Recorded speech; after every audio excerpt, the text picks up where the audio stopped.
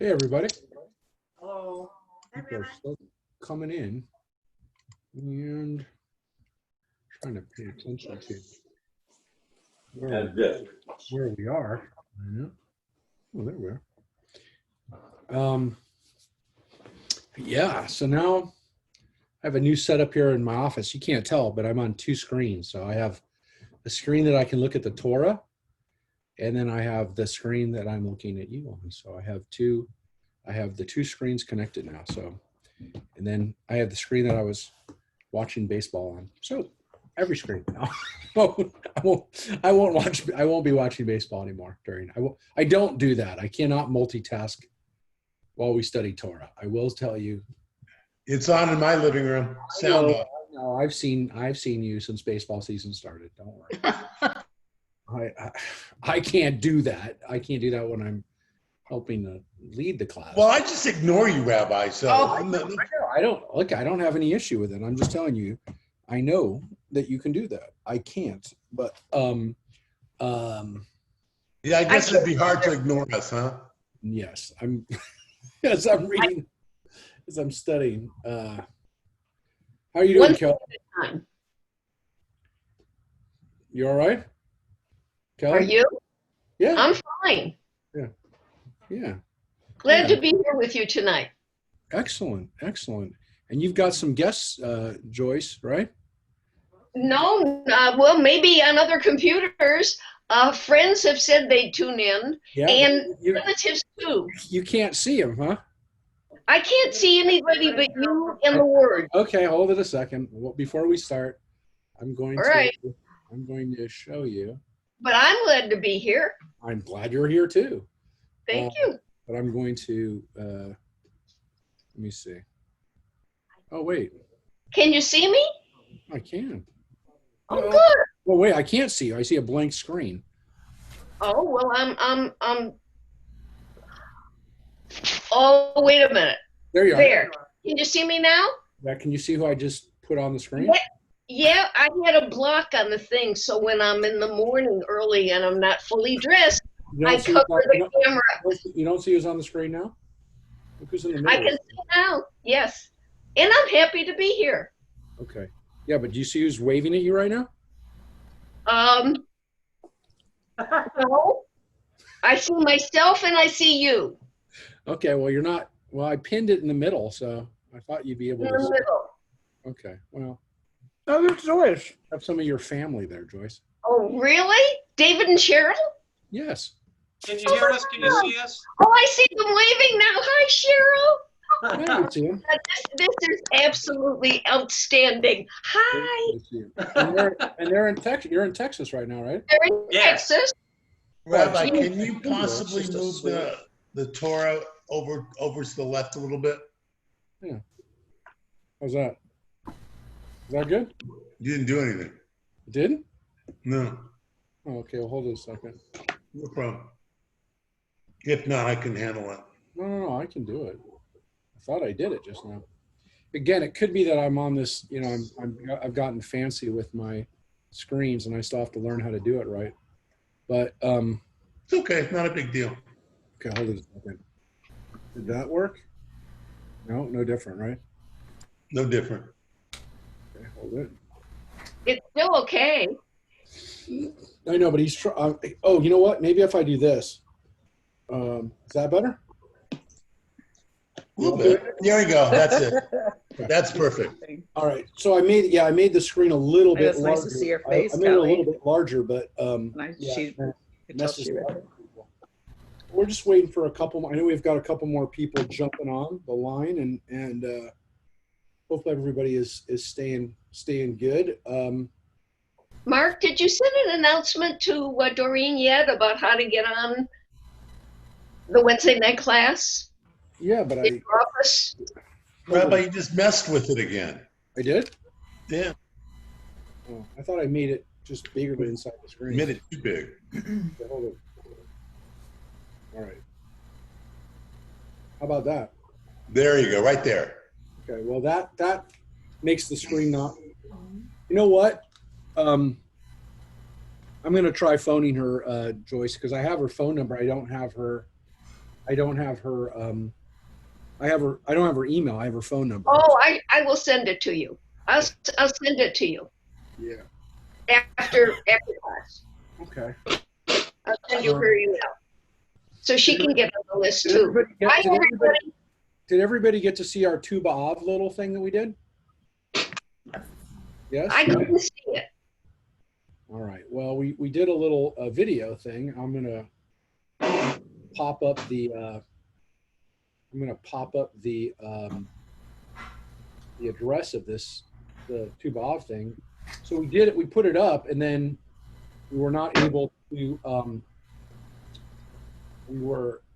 Because we had stuff on it that was not, I guess, licensed. We had to.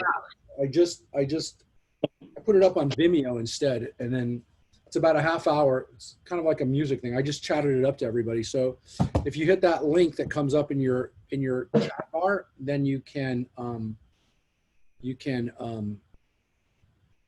see it. You can go onto the link and see the Tu B'Av. So technically, we're in the last few minutes, the last almost hour of the day, and Tu B'Av is the Jewish Valentine's Day. It's a holiday that kind of rediscovered because it is in the Talmud, it is mentioned, but for a long time it really wasn't celebrated.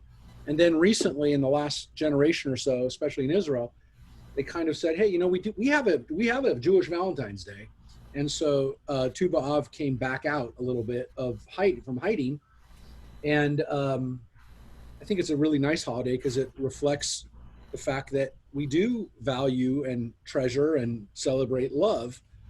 And it's not a corny day. It's not necessarily something you have to buy chocolate for people, but people do send messages of love to each other. And, I would say it's a little bit more, well, it's not as commercial as Valentine's Day, but it is a day of love, and it's a day traditionally from now on we can start wishing people Happy New Year, be inscribed for a good year. Traditionally now in the last 6 weeks of the year that we can start saying that to people. So that's kind of a nice thing too. Still seems maybe a little early to wish people Happy New Year, but technically speaking, now we're in the home stretch and you can start doing it. So Happy New Year early, everybody. We're not early, but as early as you are supposed to say it. Today is the first day you're really supposed to say it. So, and we are working on the high holidays. I will tell you, as early as this is, we've been working on high holidays already for a few weeks, and we're not alone in that. Most synagogues are also trying to figure out how they're going to get high holidays to people under the circumstances. Because some synagogues are not even allowed to, I was talking to a rabbi today in New York at the 92nd Street Y, and they have a national audience at 92nd Street Y. They don't, they've been told they can't blow the shofar. Why? What? Why? I don't know. At least as of now, because they were going to pre-record it. They said maybe when they get closer to the holiday that they'll like end a restriction on it. But they said maybe we can do it outside. And they were told, and they're trying to follow the rules, that they're not supposed to even blow the shofar right now. So if they can't, they said we're going to use pre-recorded shofar blowing. But I mean, I haven't heard that we have any problem in California, but you never know. We'll see. What would be the reason that they would give that they couldn't blow the shofar? Because of you have one person doing it. Because it generates saliva. I don't know. Everyone stays 6 feet away. I'm just telling you that these people told me without a doubt that they were not only not allowed to sing together, obviously, but they weren't allowed. They could have one person singing in the room at a time, but they can't blow the shofar either in a building in New York City. So I don't know. I can't believe that that's going to be the. I can't believe that's going to be the rule come the high holidays, but maybe they just said as of now that they can't do it. And again, that's what the guy told me today. The rabbi told me today. So this is creating a whole group of big little dictators. I hope it doesn't stay that way, Joyce. I can't. I hope so too, because can't it's not imagine- right. I can't imagine in New York they're gonna do that. Listen, the Orthodox were already completely disregarding what De Blasio was saying about group meetings anyway. So I'm sure they're not gonna be stopped from blowing the shofar in the Orthodox synagogues. But 92nd Street Y is not Orthodox. I mean, it's not a part of a movement, but anyways, but let's get going tonight. Yes. We have a chance to read the portion. Hopefully everybody can see up. I try to make it as big as possible on your screen. Parshat Ekev, which is the it's now our third week of reading Deuteronomy. So we have about we're about a third of the way through the book, and these chapters still kind of are Moses summarizing how the people got to where they were. This generation, the next generation, the generation that's coming into the land, he's talking to them and kind of telling them how they got to where they are now. But now he's starting to get a little bit more into what do you do when you come into the land. This portion kind of we had it in the last portion in Vayet Hanan, where we actually, if you remember last week, we read the Ten Commandments, we read the Shema and Ve'ahavta. We started to get into this style of these chapters, which are more, and again, this parsha begins with in the middle of, as you can see, we're in chapter 7. This is about halfway through chapter 7. We start to get more into, okay, not how you got here, but where are you going and what do you do when you get to that next place? And so it's a little bit more looking forward than looking backwards now. And that definitely is kind of the theme for the rest of Deuteronomy. The next several portions are really much more, okay, but this is now what you have to do for the future, and what are the laws that you have to take. So we're not going to have too many laws, but we're going to have some. And I will tell you that there are people who are a little uncomfortable with this portion, because this portion really says that when the Israelites come into the land, they have to be really, really careful with that. That's putting it mildly. They have to be very careful of what they do with the people that they are going to meet when they come into the land, the Canaanites. And to put it mildly, it is, you got to destroy them. And so there are people that are uncomfortable with this because it sounds violent. I mean, it would have been violent if it actually been put into action. But as I've mentioned several times, this never happened. The Israelites never completely wiped out the Canaanites. It did not happen. So when people say, well, this is very violent, this is genocidal, it didn't happen. And so when Deuteronomy was composed, when it was put down, it was already not being done. It had not been done. So I want to make it really clear that this is maybe more of a theoretical situation. It definitely never happened, and it couldn't happen because it didn't happen when they came in, and it never happened. So, like I said, it's more theoretical than this is a reporting of history and what happened. So just keep that in mind as we read this. I've said that before, but every time we kind of drill down into and deal with the actual laws or the recounting of it, I like to remind people that it didn't happen. And that being said, maybe what the writer of Deuteronomy was saying is, if it had happened, if we hadn't had the Canaanites, if we hadn't been dealing with their paganism, we would have done better. And it's more like wishing that they didn't have the Canaanites to deal with. So just keep that in mind. It's more theoretical and more what if than what happened. All right, so let's begin with Ekev. Ekev is the second word in the portion, and it says Vahaya Ekev. which is translated as if you obey or if you hold fast. Ekev is the same root for the name Yaakov, Jacob, which means to hold on to grab onto. If you obey these words and observe these rules and observe them carefully, the Lord your God will maintain faithfully for you the covenant that he made on oath with your fathers. He will favor and bless you and multiply you. He will bless the issue of your womb and the produce of your soil, your new grain and wine and oil. The calving. So it's again the birth of your lambs, of your flock, and the land that he swore to your fathers to assign to you. You shall be blessed above all other people. There shall be no sterile male or female among you or your livestock. So you'll be fruitful, and so will your livestock. The Lord will ward off from you all sickness. He will not bring upon you any of the dreadful diseases of Egypt, about which you know, but will inflict them on your enemies. And then, again, good things will happen. But here we get into it. You shall destroy all the peoples that the Lord your God delivers to you, showing them no pity.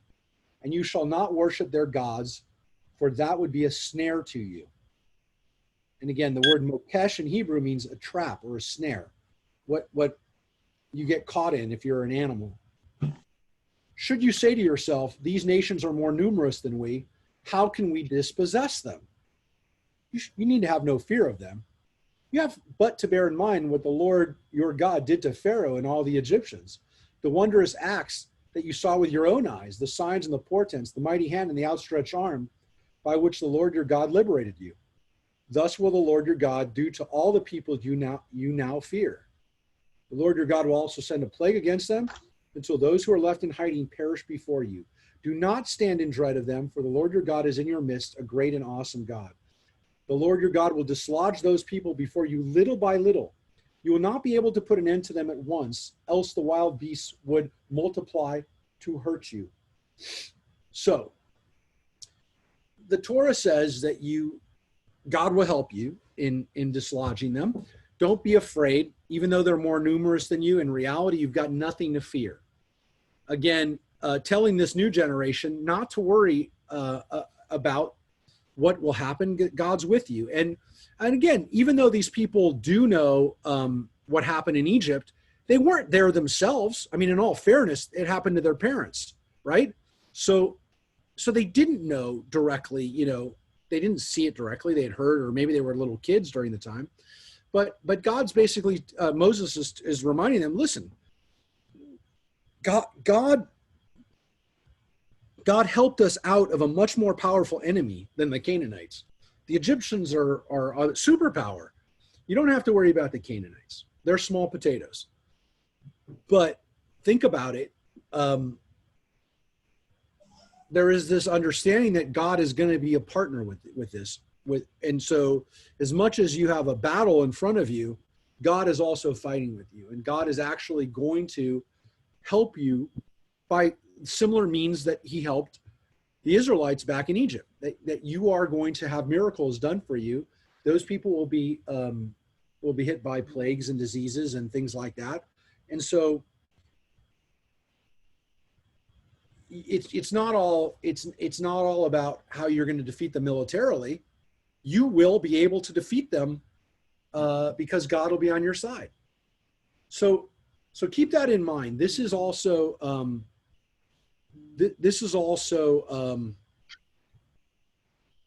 kind of a reminder that this is not all on you. But there's this really weird line that we just finished with that I kind of want to call your attention to, which is that God's telling them, or Moses is telling them, that God isn't going to do this all at once. This is going to happen little by little, which kind of, again, begs the question. Again, this was written, we assume, many hundreds of years after it actually happened. But if you asked at that time, or even back when it happened during the time of Moses and Joshua, why didn't God just wipe everybody out? the Torah says there's actually a reason for it. There's actually a logical reason for it, which is that if the cities became uninhabited, they would be overrun by wild beasts. That wild beasts would move into the towns, and then you'd have to deal with them. So it's kind of a weird explanation for why these cities could not become uninhabitable all at once, why there couldn't be some like plague, a plague like the Egyptians had, that just everybody wound up dead. And so the Torah actually answers that question. It gives us an answer, which is that otherwise there'd be wild animals running through the towns. Rabbi, So it's kind of a weird image to have. Yeah. I have a question. This second generation, are they more less defiant to God than the first generation? It seems as though they are less defiant. It also seems that they are not quite ready and fearful. And so there's an interesting idea here, which is that maybe they're a little bit more fearful because as much as they've been preserved over the last 40 years, some of them may have been kids when they left, they were not slaves, and or if they were slaves when they were kids. And they had maybe a different kind of upbringing than their parents did. On one hand, maybe making them less defiant and less argumentative and less problematic, but they also might have had a little less faith and a little bit more naivete or lack of full understanding of what's going on here, because maybe some of them, remember, Mount Sinai happened only a couple months after they left Egypt.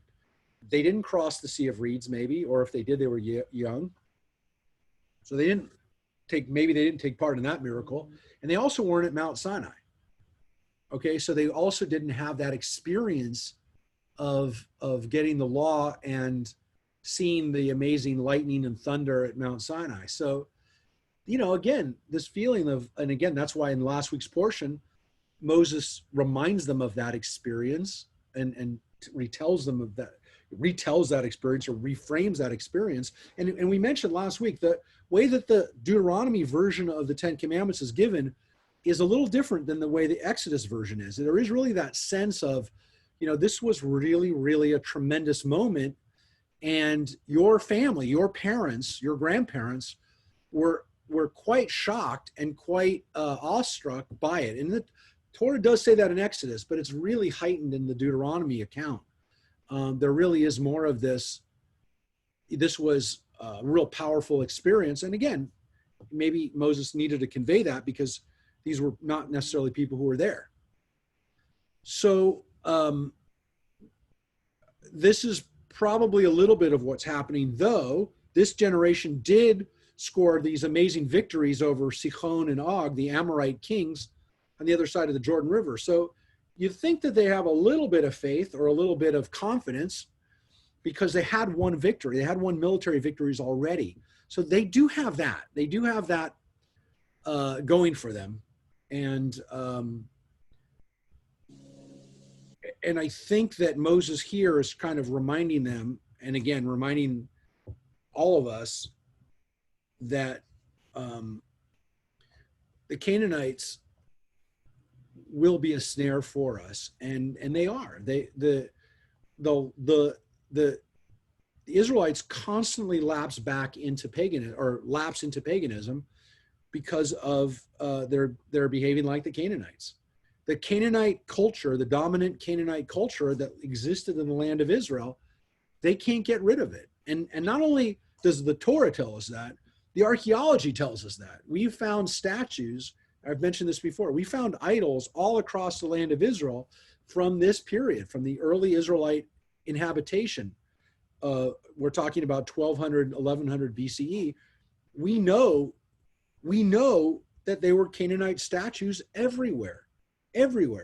So everything leads us to believe that this is 100% accurate, and the only thing that we could maybe say is that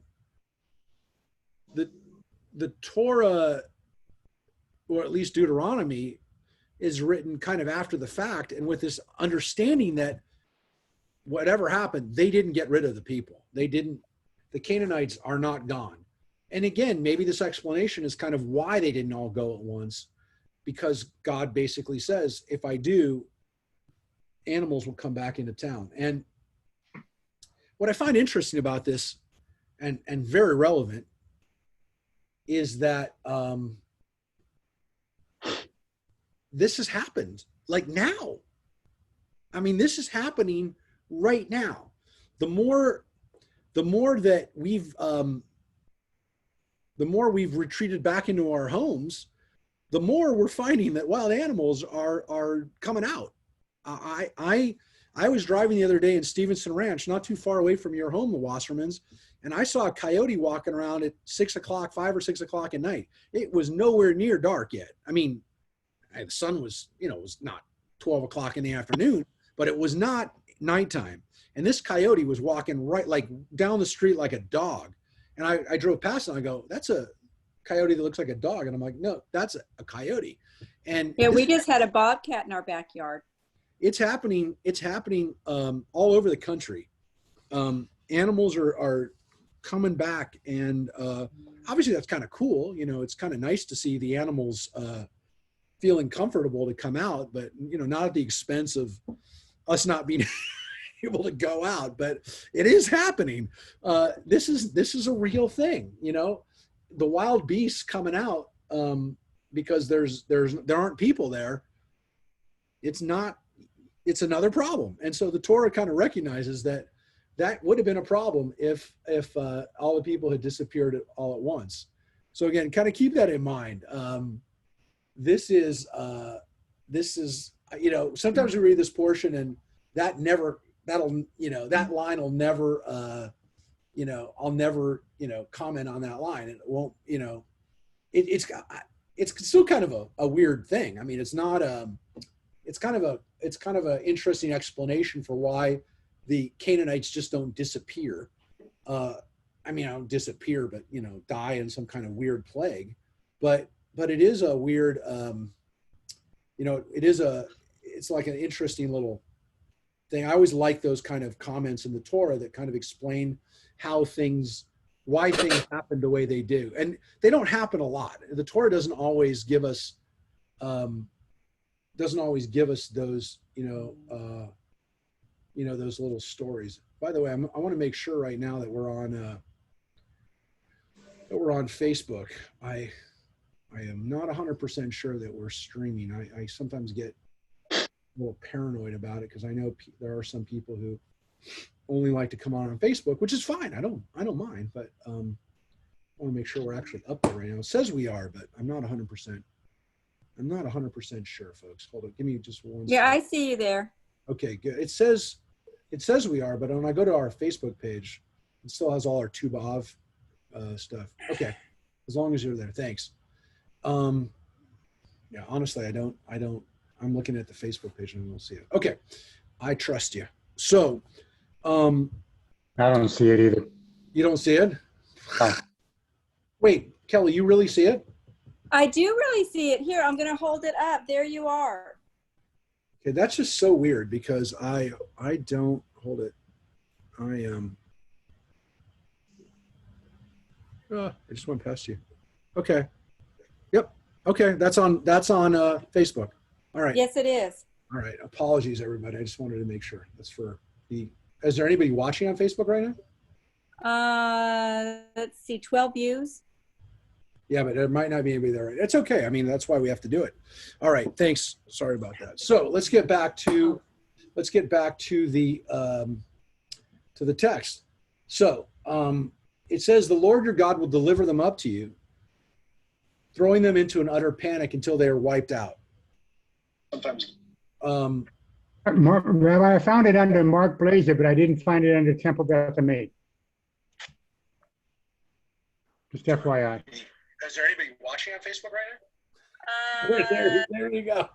Okay, hold on one second. Are you watching on Temple Beth Amir on Blaze it, but I didn't see it find- on Temple Beth Ami. Oh, Temple Beth Ami says was live. FYI. Okay, I hear you. All right, then let me just hold it. Give me 1 second. It was my mistake. I shared it on the wrong. I shared it on the wrong thing. I shared it on my own Facebook. Sorry. Thank you, everybody. Thanks for making sure I did this right. Because the only person who's going to give me a hard time about it is my wife, but she will give me a hard time about it. She goes, "You messed up," and she actually is. She's up north right now, so she might actually be trying to watch this on our Facebook page, on our TBA Facebook. Hey, we're starting Torah All Study. right, so there we go. It's going to work now. Come on in, join us, even if. All right. I don't want to hear myself from before. It's bad enough. All right. Okay. So it says, the Lord your God will deliver them up to you, throwing them into utter panic until they are wiped out. He will deliver their kings into your hand, and you shall obliterate their name from under the heavens. No man shall stand up to you until you have wiped them out. So again, you wipe them out, but it says you shall consign their images of their gods to their fire. You shall not covet the silver and gold and keep it for yourselves, lest you be ensnared thereby, for that is an abhorrent to the Lord your God. So it's also telling the people, don't even keep their silver and gold, that could lead you into idol worship. And you could say, well, not necessarily. Well, here's the problem. Some of the stuff that they would have been keeping, some of those idols would have been made out of silver and gold. And so it makes perfect sense that they're being told not to keep silver and gold, because a lot of the silver and gold is actually exactly that, idols. So keep that in mind as you're reading this, that is part of what is at play in this, in this portion is the material culture of the Canaanites itself is a snare, because of course it's linked directly to idol worship. So, when the material culture was also the religious culture, those things went hand in hand. If you thought, well, I love what the Canaanites do with their buildings and their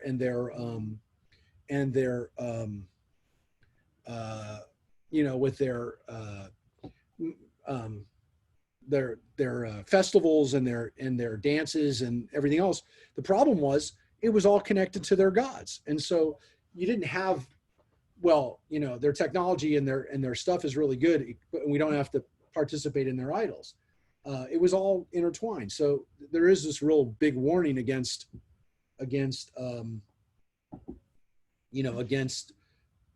any of their culture at all. And again, to some extent, against them as people, that they have to be destroyed too. This is, again, why some people have a hard time with this, because it does sound like, complete wiping out of the culture. And as I said, part of it is because, again, it's a culture that leads you to child sacrifice and to, sexual humiliation and physical abuse and all the things that, again, were part of that culture. And that's not a judgment. That was a fact. That's what the Canaanites engaged in. But it didn't happen. They didn't wipe it out. So again, this is more of like, what if we had done that? Again, you must not bring an abhorrent thing into your house, or you will be proscribed like it. You must reject it as abominable and abhorrent, for it is proscribed. Okay, it is cherem. That's the word that's used. This is cherem. This is stuff that is literally supposed to be, you have nothing to do with it. It's either destroyed, it's thrown away. You don't use it. You don't repurpose it. You don't recycle it. You destroy it, or you toss it. Okay, so that is what the word cherem is. It's the same word that we use, by the way, for a person. Is excommunicated, is under cherem. There you have no contact with them. You have nothing to do with them. It's excommunication. It's also for people. We use the same word of cherem. It's a ban. Here it's translated as proscribed, But again, the word cherem is also excommunication on a person. So now, after that warning against the Canaanites, we kind of turn back to the theme of the book of Deuteronomy, which we get a lot, and we talked about it over the last few weeks. You shall faithfully observe all the instruction. Again, here the word is mitzvah, which is, again, commandments. Sometimes here it's translated as, sometimes, again, the word Torah is used. Sometimes the word chok is used, which is a law or injunction, a rule. Here, the word mitzvah is used for instruction, which, again, we oftentimes translate as commandment.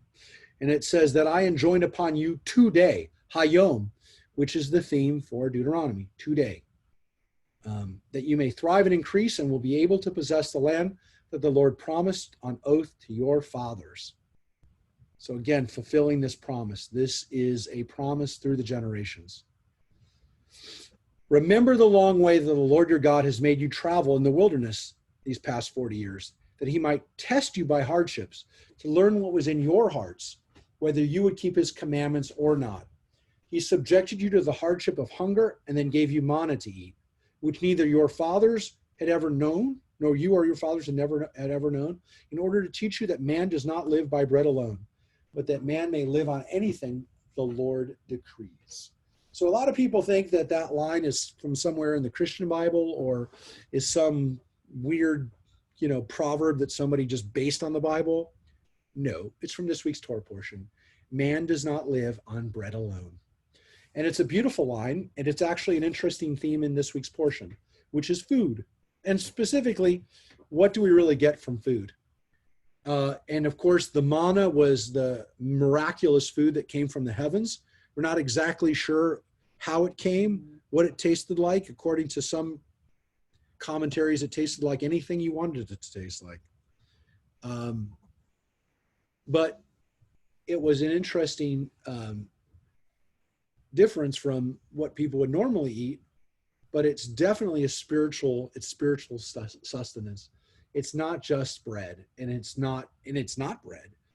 It is something that is something that's a miracle, and it's something that God gives us. Is it as good as bread? If you read the full context of that line, man does not live on bread alone, it's interesting because it doesn't necessarily mean that manna tasted great. It does imply that human beings, when they're sustained by God, they don't need bread. So that might be, again, the original context that we have when we have the word man does not live on bread alone. And again, that's usually the way we use it today in a spiritual sense. When we say man does not live by bread alone, we usually are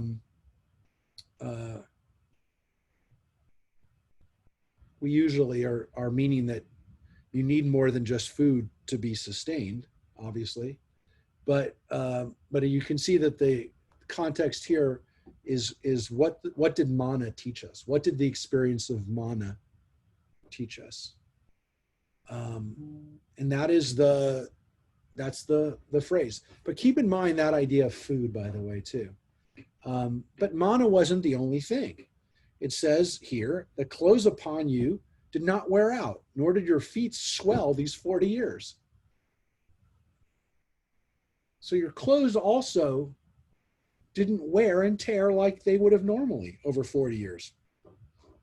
You were in the wilderness.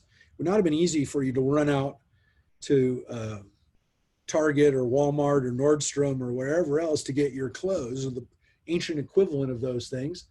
And so God provided a miracle for you, which is that your clothes didn't wear out during this time. And that was considered one of the other miracles. In addition to manna, it's also this, the fact that the clothes did not wear out. And again, the fact that your legs, your feet or your legs didn't swell up also means, of course, that you didn't have the wear and tear of on your body that you would have had normally. It's not, the Torah reminds us that this is not the way things were supposed to have been. We were not supposed to have been in the wilderness for 40 years. It was a punishment for this incident of the spies. But here, the Torah does something also interesting, which is that it says specifically that God did this so that you might be tested by hardships to learn what was in your heart, right? And so God did this to actually see whether your generation was ready. Not just that the other generation was bad, that we already heard. When Moses is telling the next generation, he also frames it into, I mean, he says that God did it. He doesn't say, hey, this is my idea. I'm also interpreting it. He says that God did it so that you would be tested. So as much as it was a punishment, it also was a test for you. And so that is the line that we get here in this portion, which is another level to what the 40-year experience in the wilderness was, which was a test. And that it wasn't easy. I mean, here's, as much as we had manna and as much as our shoes didn't and our clothes didn't wear out, it wasn't easy. It says that these were hardships. And so there is this recognition that as much as, you know, God provided for us in the wilderness, it wasn't where you were supposed to be. It wasn't good. It wasn't easy. And so there is that recognition that on one hand, you had miracles done for you, but on the other, nobody should have to live like that. So it's an interesting way of kind of recounting this, which is, it shouldn't have had to be like this, but we had to do it, and God had to do it. And then it says, bear in mind that the Lord your God disciplines you just as a man disciplines his son. Interesting, right? Because that, of course, implies that it doesn't say, the word for man could also be in a person, an individual, could also be a woman, but the word is man, and that the man disciplines his son, which could also be translated as child. It doesn't have to be the boy, it doesn't have to be a male child, but it does say that the relationship that God has with us is the relationship that a father has with a son, which is that there are expectations and that there are, assumedly with this, the word in Hebrew is yaser, which implies teaching and also discipline. Could also be punishment. So those are all connected to that Hebrew word. And so this is an understanding that, yes, God was tough on us, but in the way that a father is tough on a child in a good way, to bring out the best in them and to try to have them be the best that they could be. Not, again, just hurting them, not beating them, but trying to get them to be their best selves. And it is, in a sense, again, a very beautiful and personal way, intimate way, that God is described as being connected to us as a parent. And obviously we think about that in a few weeks of the high holidays, right? Because we sing Avinu Malkeinu, right? God, our Father, our parent, God, our King, God's a ruler, God is sovereign and majestic and somebody that we don't necessarily, or something that transcends us, is in a different level than us. But there also is this sense that God is Avinu, as a father and a king. And this is a idea that God has an intimate, close relationship with us too. God sometimes feels transcendent, but sometimes very eminent, very close. This is not, again, something that was just in the prayers. It's in the Torah. It's in the Torah. So, of course, again, it gets to this theme that we have throughout Deuteronomy: keep the commandments of the Lord, walk in his ways, and revere him, which again is another, just a beautiful phrase. L'lechet bidrachav, walk in God's ways. Walk in God's ways. That is, again, an intimate and accessible way of looking at God, to walk in God's ways. For the Lord your God is bringing you into a good land, a land with streams and springs and fountains issuing from plain and hill, a land of wheat and barley, of vines and figs and pomegranates, a land of olive trees and honey, a land where you may eat food without stint, where you will lack nothing, a land whose rocks are iron, and from whose hills you can mine copper.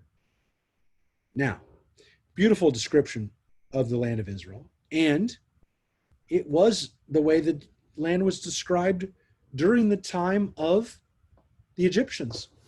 We have Egyptian records describing the land of Canaan, and they describe it as a land of amazing bounty. That there was a time when the land of Israel was much more dense with vegetation, with forests and streams, and with life, teeming with trees. As we've talked about before, when Israel was established in the 1940s, and when Jews first started coming back 100 years ago to the land of Israel, it was a desert and a swamp. It had been completely neglected and treated terribly over the last 1,500 years. Part of it was water being diverted and changes in temperatures and cycles of things like that. A lot of it was the fact that the Jordan had been diverted and was being drained by Syria, and during the French and British rule, that things hadn't gotten any better. But Israel was a mess. The land of Israel was a mess, and it's a documented fact. You can see it in the travel logs from the British explorers and adventurers like Sir Richard Burton, not Richard Burton the actor, but Sir Richard Burton, the explorer and adventurer. When he went and described the land of Israel and Egypt and some of the places that he went to, I mean, he was very clear that in the 1800s, late 1800s, that Israel was a mess, and that was under the Turks. So this was not the way the land looked when Israel was repopulated with the Jewish people. The hope was that they could do this, that we would give new life to the land, and we have. But it is part of the reality, part of the history, that it was just a mess when Israel was colonized and was resettled by the Jewish people 100 years ago during the first waves of Aliyah, when Jews from Russia and Poland and Austria and many parts of Eastern Europe started moving back to Israel and establishing what we call kibbutzim. These collective farms were purchased from the Turks. The Jews actually purchased the land and started farming it and started living and making the land live. And it's always been kind of a dream of modern Israel, ever since Israel was repopulated and the Jewish people returned to the land, that those exact species would be able to return to the land of Israel. So what are the species? Wheat and barley, vines, which are grapevines, figs, pomegranates, olives, and honey. So we call these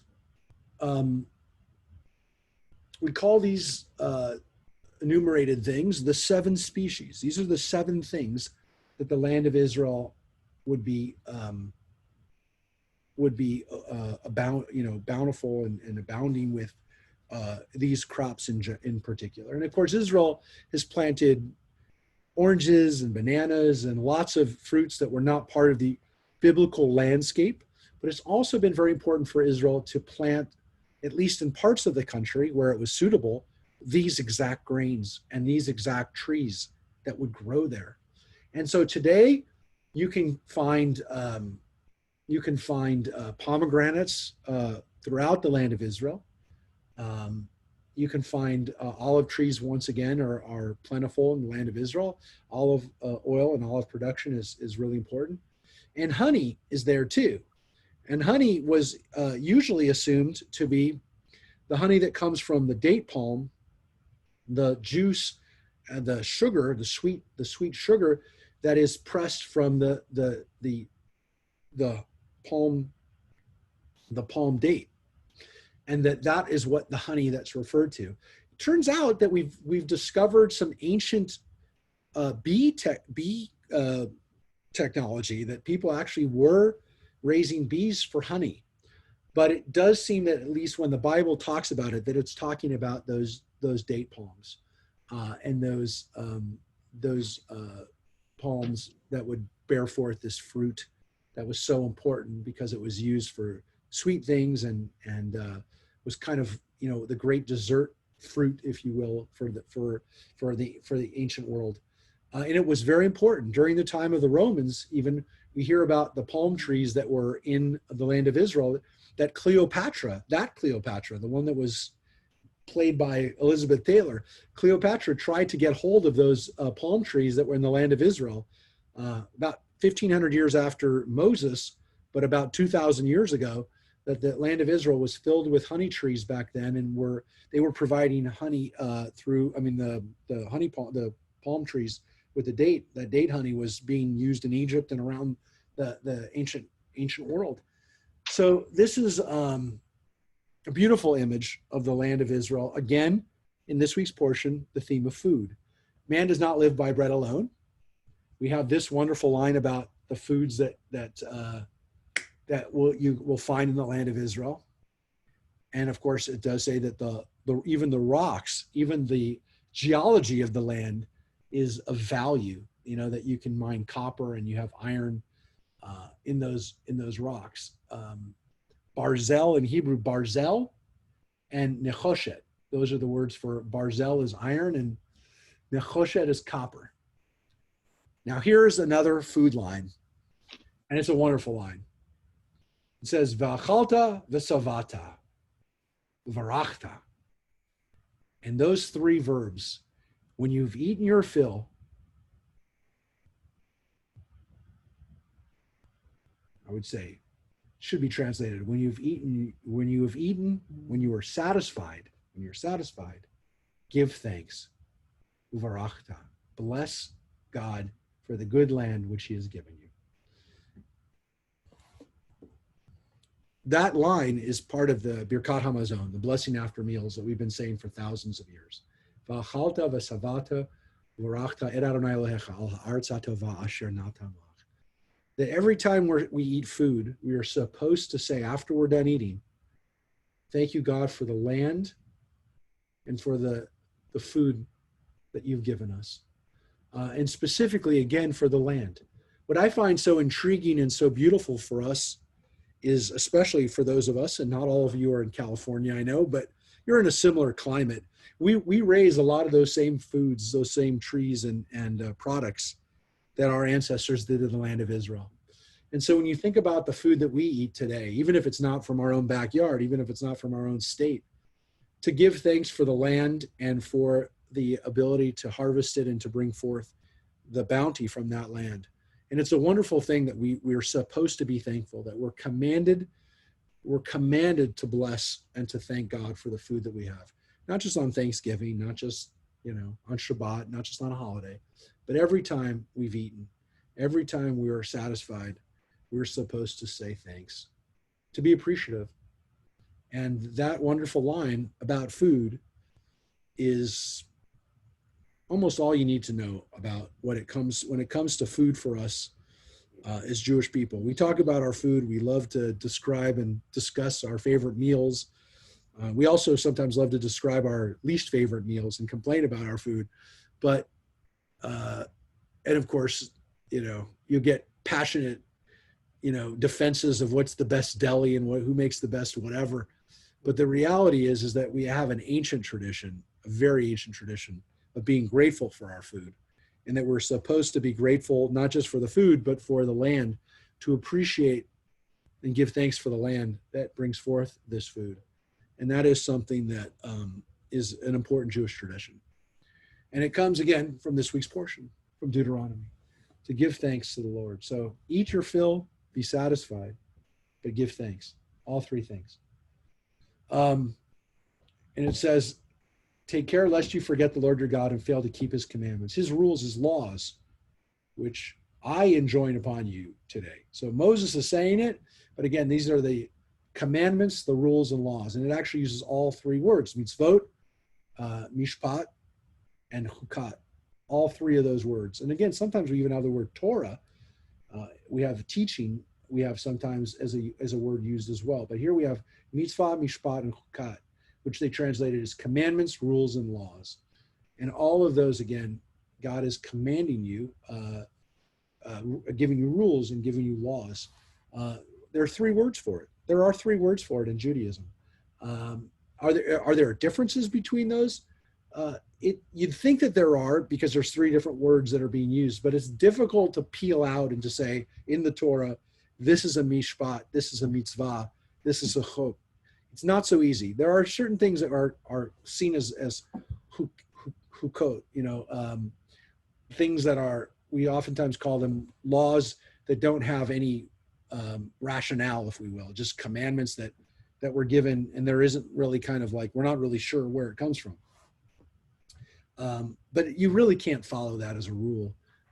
There is not really a great way of separating these laws and saying, well, this is a mishpat, this is a law, etc. So just, I'll tell you that you can't do that.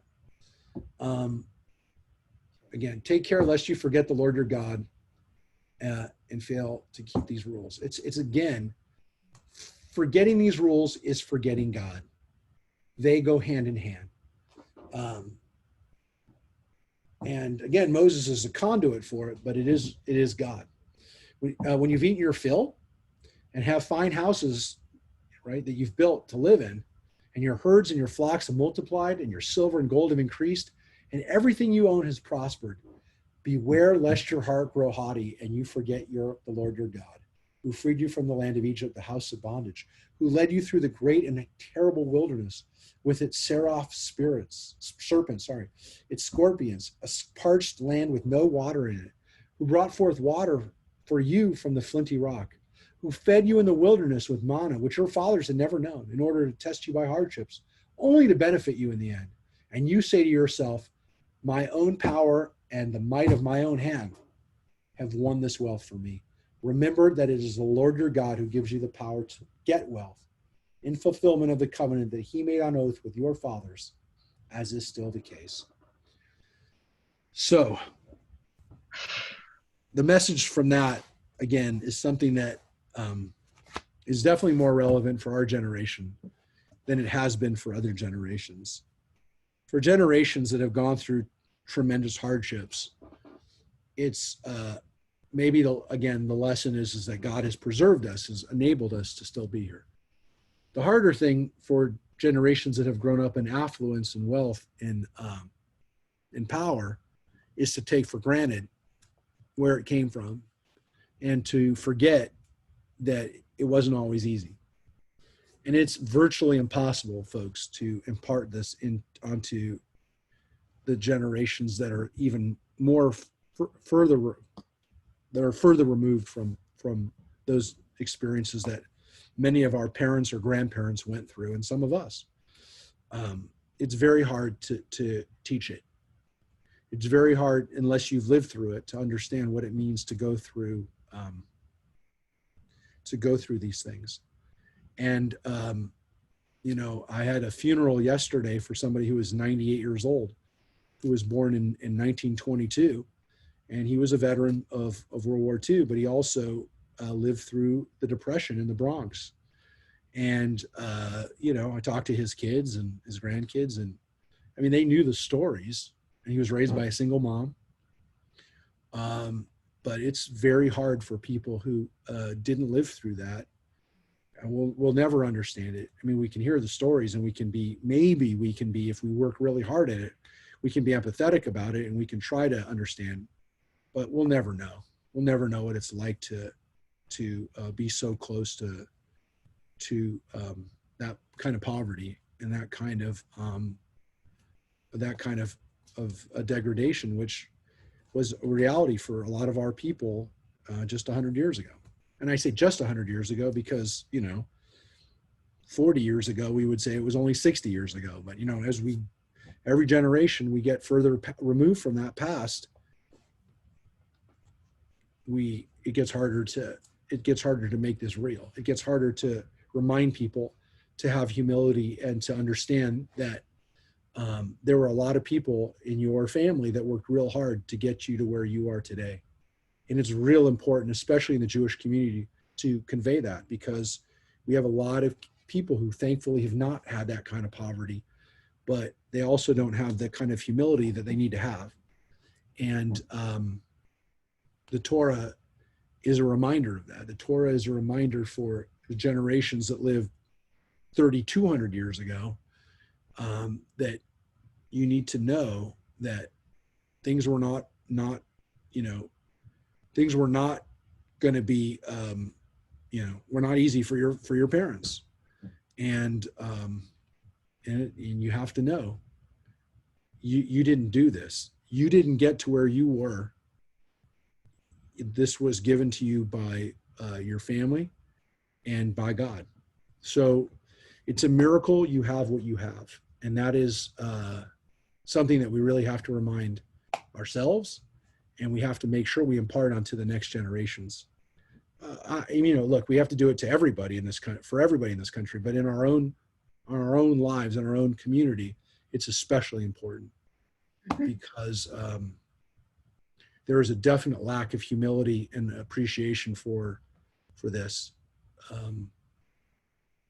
I wish I could do something about it. I can't. I only can do what I can do, which is teach the kids. We show our 7th graders, we always teach them about what life was like on the Lower East Side, and we show video and we have pictures, and we talk about the Triangle Shirtwaist Fire Factory, and we talk about what kind of sweatshops and what kind of factories that most of you have a grandparent, great-grandparent whose family lived and worked on the Lower East Side or in Manhattan and in these kind of places. The vast majority of Americans have a relative who lived in those places.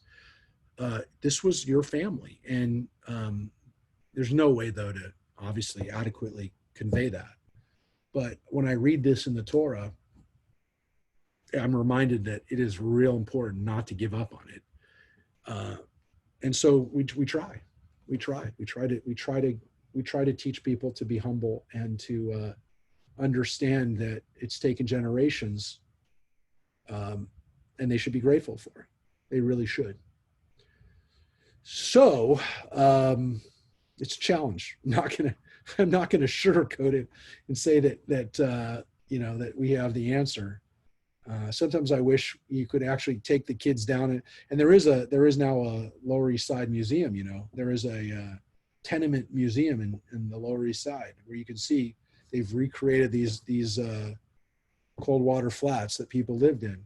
But unless the kid lived in them for a couple of days, maybe that's should be a birthright experience for every Jewish kid, is to live in one of those places for a weekend and see what life was like for your great-grandparents. Now it's your great-grandparents or your great-great-grandparents, what life was like for them, just to feel that, experience that. We do that every year at Passover. We're supposed to feel what it was like to be slaves. And that's what this is telling us in the Torah. But, unless there was a way to convey that in the modern world, we're gonna forget, and we're not gonna give up willingly, but we're gonna fight for this. But I'm afraid, folks, that it's becoming it's becoming tough. All right, folks, what can I tell you? There's parts of the Torah that are eerily familiar, and they resonate throughout time, which is, again, don't say my own power and might, my own hand have won this wealth for me. Anybody who has inherited any wealth or anything from somebody who came before them, that ought to be, in your pocket, right in your wallet. That money that's sitting in your wallet, some of that came down to you. And I think about it. I try to think about it a lot. I think about it when I I'm frustrated, and when I'm watching people who don't have any gratitude for it, I'm saying I don't want my kids to have that. I want them to know that we're only a few steps away from where they see people who are poor today.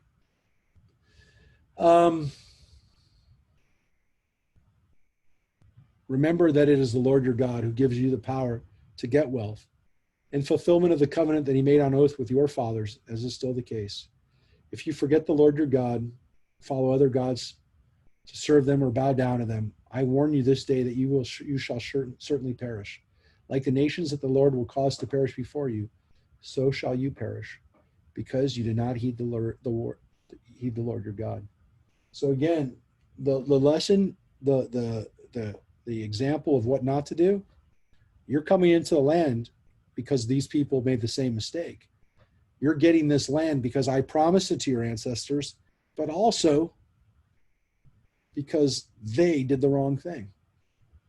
The Canaanites are losing their ability to live in this land because they're being punished, and they did the wrong thing. So don't do what they did.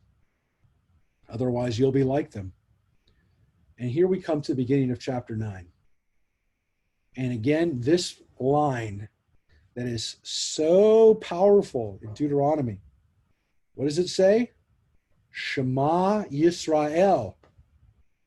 Shema Yisrael, not the Shema Yisrael we read last week, a different Shema Yisrael. Hear, O Israel, you are about to cross the Jordan to go in and dispossess nations greater and more populous than you, great cities with walls sky high, a people great and tall, the Anakites, of whom you have knowledge.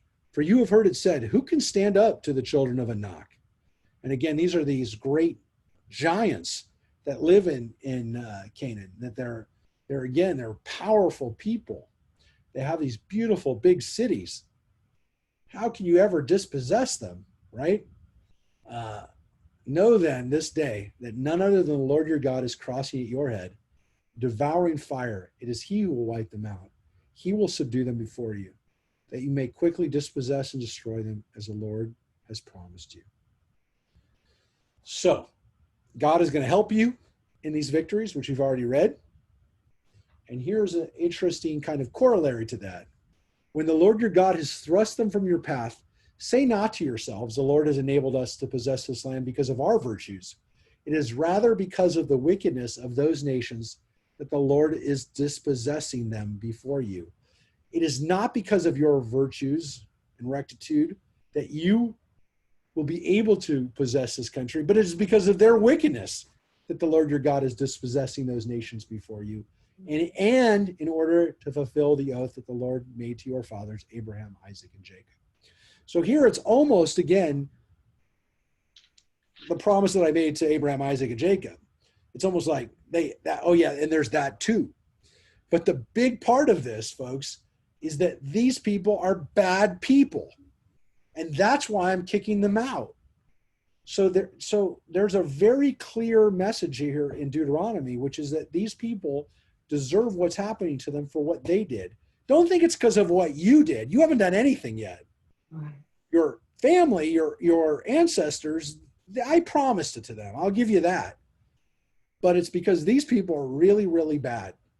And that's an interesting line because, again, it's been building up to this, but here you have it flat out. Flat out. These people deserve what's happening to them now, and that's also why you're getting the land. Know then that it is not for any virtue of yours that the Lord your God has given you this land to possess, for you're a stiff-necked people. So to answer your question, Philip, from the beginning, it seems as though the people are still Am Kashay Oref, a stiff-necked people. Remember, never forget how you provoked the Lord your God in anger in the wilderness. From the day you left the land of Egypt until you reached this place, you have continued defiant toward the Lord. Are they as defiant as their parents? No, but they're still a defiant and stiff-necked people, which, again, one could make the argument we still are today. The reality is that is not one of our better qualities. We sometimes turn it into a positive, our stiff-necked stubbornness as Jews, but is also not always a good thing. And in the case of, again, dealing with, when God is dealing with us, Moses is dealing with us, our stubbornness makes it very hard for us to do the right thing. And so for that, Moses is reminding us that you guys really don't deserve this. God is doing it because of the promise and because these other people are really, really, really bad. And then we go backwards. And again, some of this is not what they did, but what their parents did. But it's not delivered that way. It's not delivered that your parents did this and you didn't do it. It's that it's you too. At Horeb, right, at Mount Sinai, you so provoked the Lord that the Lord was angry enough with you to have destroyed you. I had to ascend the mountain to receive the tablets of stone, the tablets of the covenant the Lord made with you. And I stayed on the mountain for 40 days and 40 nights, eating no bread and drinking no water. And the Lord gave me 2 tablets of stone inscribed by the finger of God with the exact words that the Lord had addressed you on the mountain of fire on that day of assembly. So I got the 10 commandments, the same ones that you heard, I had. At the end of those 40 days and 40 nights, the Lord gave me the 2 tablets of stone, the tablets of covenant. And the Lord said to me, hurry down from here at once, for the people whom you brought of Egypt have acted wickedly. They have been quick to stray from the path that I enjoined upon them, and they've made themselves a molten image, the golden calf. Now, that's not exactly the way it happened. Moses is telling the story a little differently, right? The Lord further said to me, I see that this is a stiff-necked people. Again, that phrase, Am Kashe Oref, a stiff-necked nation, a stiff-necked people. Let me alone, and I will destroy them and blot out their name from under heaven. And I will make you a nation far more numerous than they. And again, it doesn't say here that he argued with him, which is what he did. God said no. Moses said, no, God, you can't do that. I started down the mountain, a mountain ablaze with fire, the 2 tablets of the covenant in my 2 hands. I saw how you had sinned against the Lord your God. You had made yourselves a molten calf. You had been quick to stray from the path that the Lord had enjoined upon you. Thereupon I gripped the 2 tablets and flung them away with both of my hands, smashing them before your eyes. It's a very interesting description of how Moses said that it happened. He didn't drop them. He didn't drop them in anger or disappointment and frustration. It says he flung them. He tossed them. He just, he threw them. And he made sure that you saw, when he did it, he says, I made sure that you saw that. I threw myself down before the Lord, eating no bread and drinking no water, 40 days and nights as before, because of the great wrong you had committed, doing what displeased the Lord and vexing him. For I was in dread of the Lord's fierce anger against you, which moved him to wipe you out. At that time, too, the Lord gave heed to me. Moreover, the Lord was angry enough with Aaron to have destroyed him, so I also interceded for Aaron at that time. Anybody want to comment on that? Hello? Anybody? Anybody who was with us when we read Ki Tisa, the story back in Exodus about chapter 30? Anybody want to comment on that? Well, this is maybe a little off topic, but even comedies stay sort of true to reality. And I'm thinking of History of the World, where Mel Brooks comes down from Mount Sinai with the 15 commandments. Yeah. And then he drops one and he goes, oh, well, I got 10. Yeah, well, but there were more than 10 commandments. So, Well, there is that sense that the commandments themselves had all the commandments were on that wasn't just the 10 commandments, but that all the commandments to some extent were on those, which is an interesting idea. But yes, there it was more accidental though, Phil, where he drops the other tablet. But there is this sense here in the Torah, in Deuteronomy version, that Moses is taking more responsibility for his. The Exodus says that he argued with God and said, "No, you can't destroy the people. Think about what people will say about you. Think about what the Egyptians will say that you brought these people out to destroy them." And again, it wasn't the only time that God, is going to destroy the people. And Moses steps up and says, you can't do that. But here's the interesting thing. Folks, back in Kitisa, we don't ever read anything about Aaron. Aaron makes the idol, makes the golden calf, but there is no punishment for him. And there isn't even a description of what God said about it. Here in Deuteronomy, we do.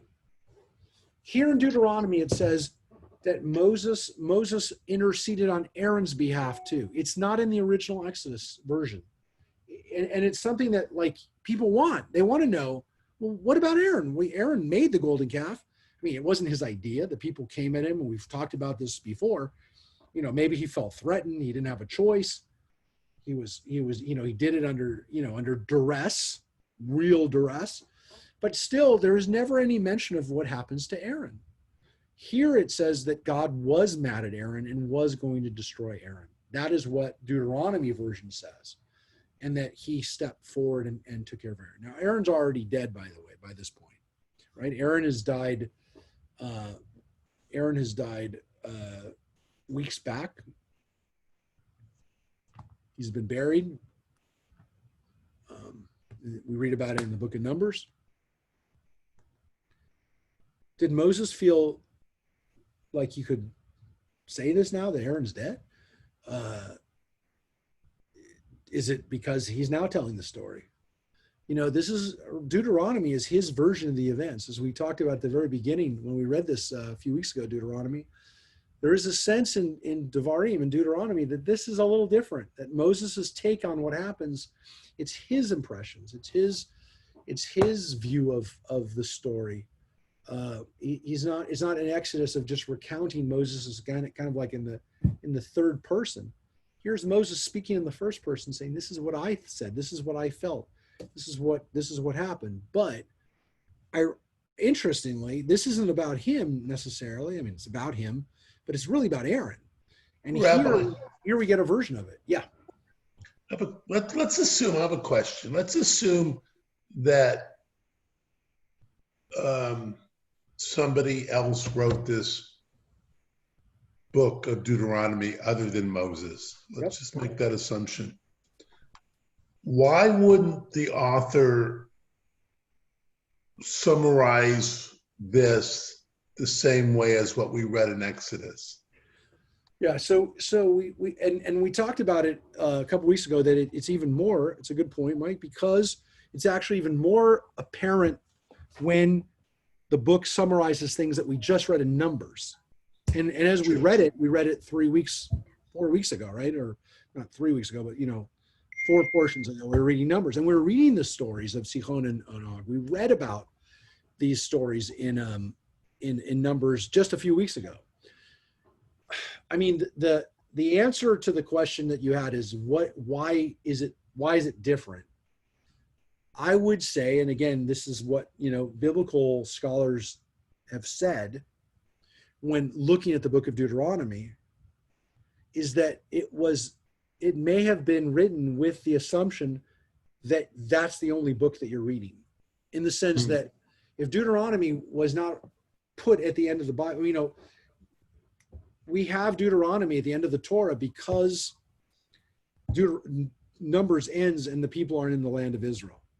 And as we said, there's no narrative per se in Deuteronomy, except for the very end when Moses dies. It's all flashback. The whole book is a flashback. It's Moses recounting what happens. If you did it in a movie, it would be a guy telling the story, and then it, goes fuzzy or whatever. And however they make that you're now in a flashback, that's what the whole book of Deuteronomy would be until the very end. So there is that aspect to it, which makes it so different.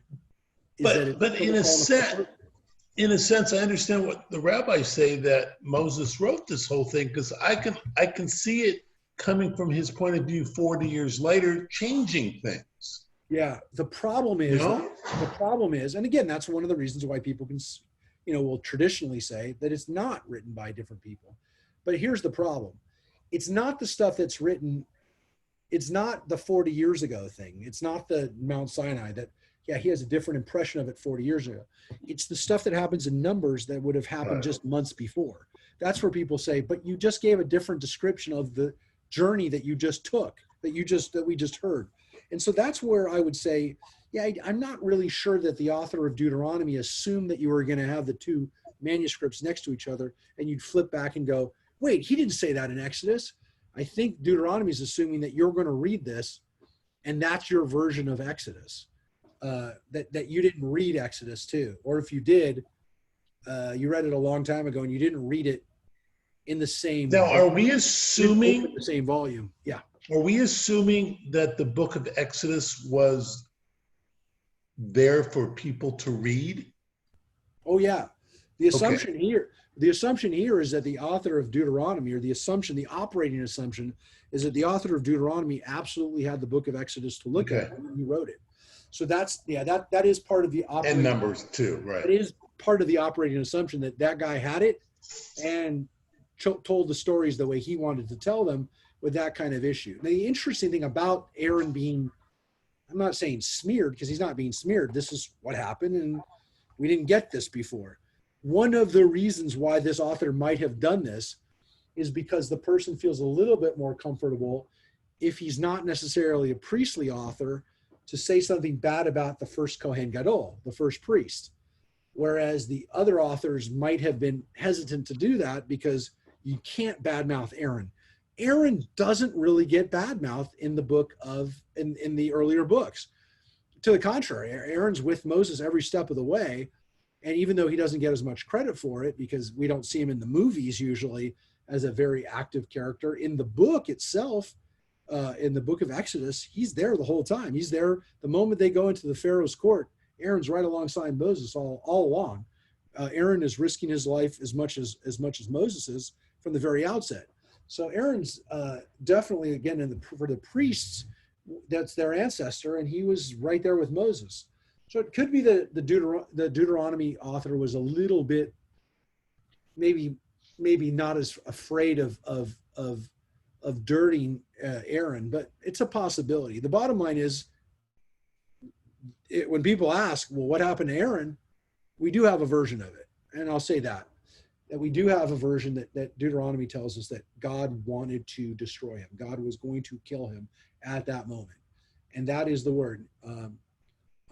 Hashmidu, which means that God would have destroyed him, would have wiped him out, would have annihilated him. It was another word you could use word for the word Hashmid in Hebrew.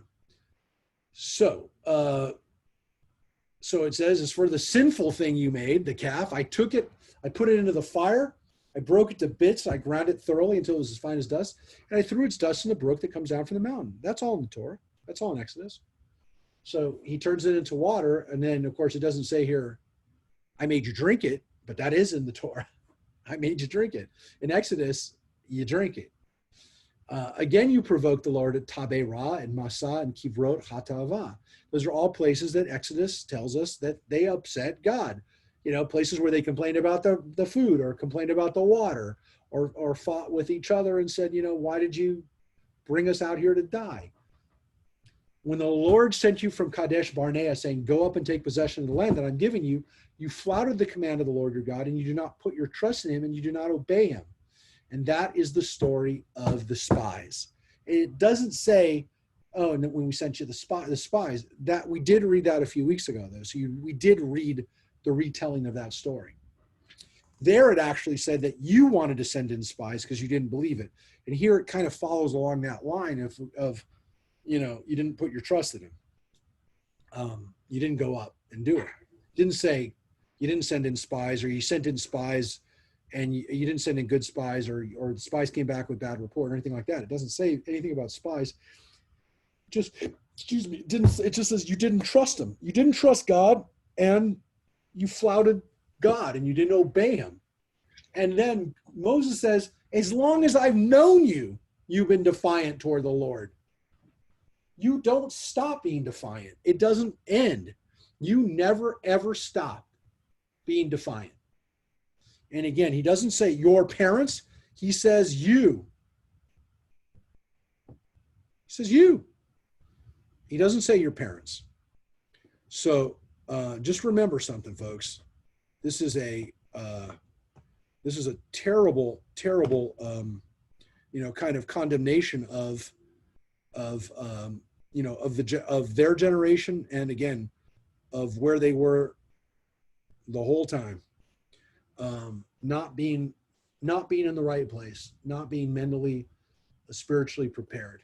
When I lay prostrate before the Lord after these 40 days and nights, because the Lord had determined to destroy you, I prayed to the Lord and said, "O Lord God, do not annihilate your very own people, whom you redeemed in your majesty and whom you freed from Egypt with a mighty hand.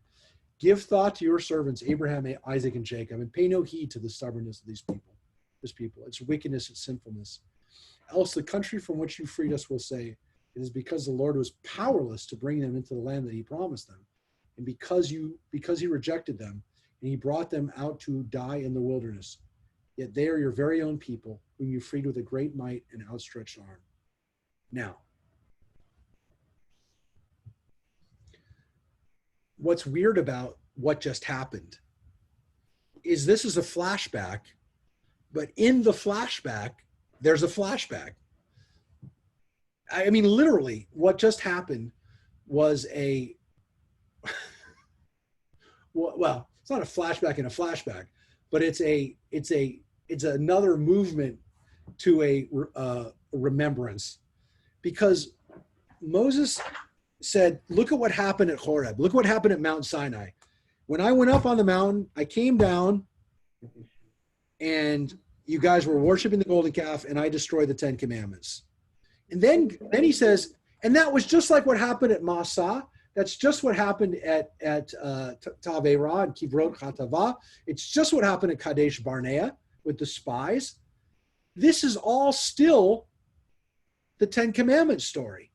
But Moses went forward and said, the 10 Commandments, folks, was just like everything else that happened in the wilderness, including the spies, including, your complaint about food.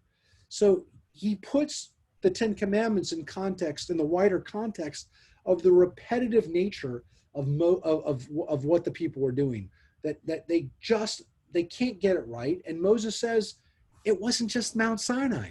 You had and remember those other things that you did?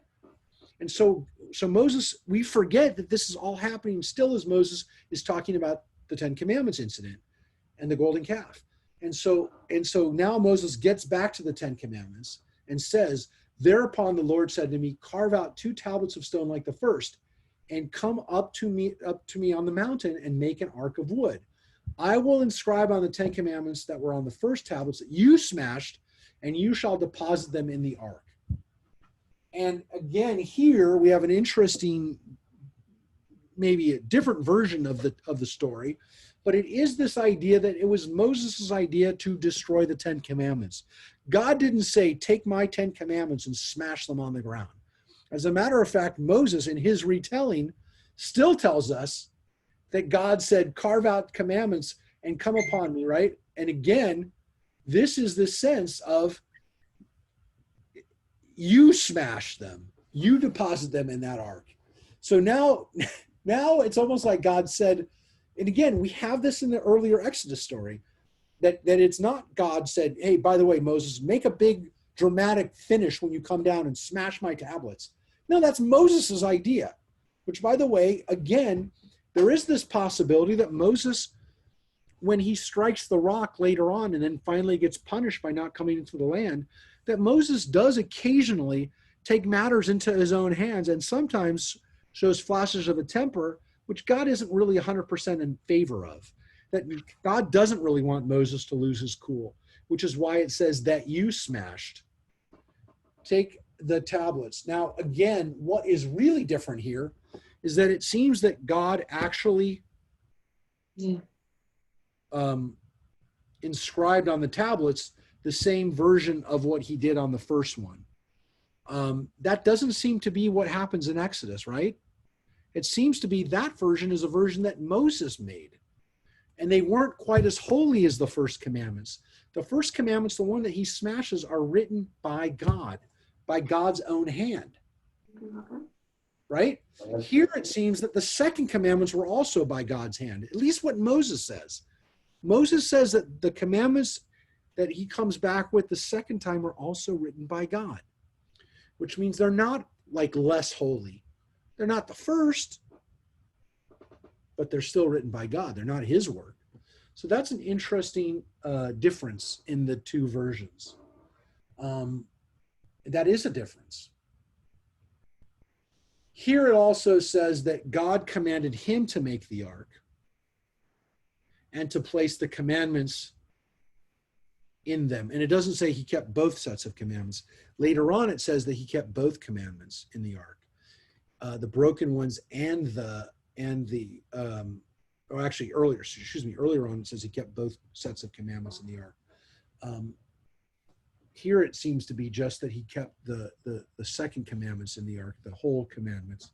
But here it almost seems like like God tells him to put it in the ark for protection, and not for protection of the commandments from like falling or from being hurt, but so that Moses doesn't lose his stuff and then just destroy him again and say, you know what? Every time these people get me upset, I'm going to break 10 commandments. And God's saying, no, you don't break him anymore. You know, put him in a box, keep him safe. Don't get mad again and break the commandments. Put him in the box, and then you won't do it anymore. So it seems to be this.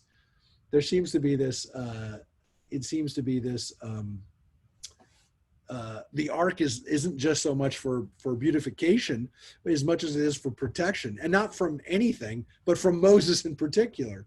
Moses taking those commandments and smashing them again. So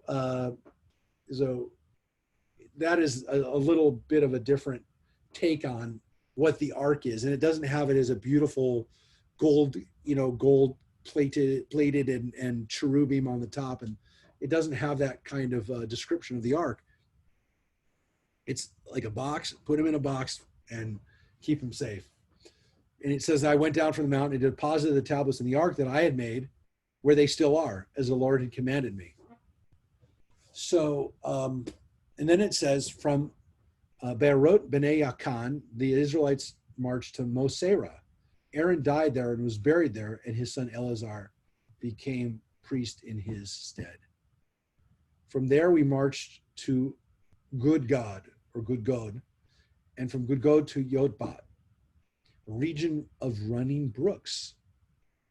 At that time, the Lord set apart the tribe of Levi to carry the ark of the Lord's covenant, to stand in attendance upon the Lord, and to bless his name, as is still the case. So here you can say this is why the Levites are important, not necessarily the Kohanim, the priests, but the Levites as a group. That is why the Levites have received no hereditary portion along their kinsmen. The Lord is their portion, as the Lord your God spoke concerning them. And then it says, I had stayed on the mountain as I did the first time, 40 days and 40 nights. And the Lord heeded me once again, and the Lord agreed not to destroy you. And the Lord said to me, up, resume the march at the head of the people, that they may go in and dispossess the land that I swore to their fathers to give to them. And now, O Israel, what does the Lord God demand of you? Only this, to revere the Lord your God, and again, to walk in his paths, to love him, and to serve the Lord your God with all your heart and soul, which is this word, those words that we have. B'chol levavcha u'v'chol nafshecha. Now, it doesn't have the last part, u'v'chol meodecha, and with all your strength, but that's very similar to the sound of the Shema V'ahavta, which again, here it doesn't say Shema Yisrael, it says V'ata Yisrael, which we also had before too.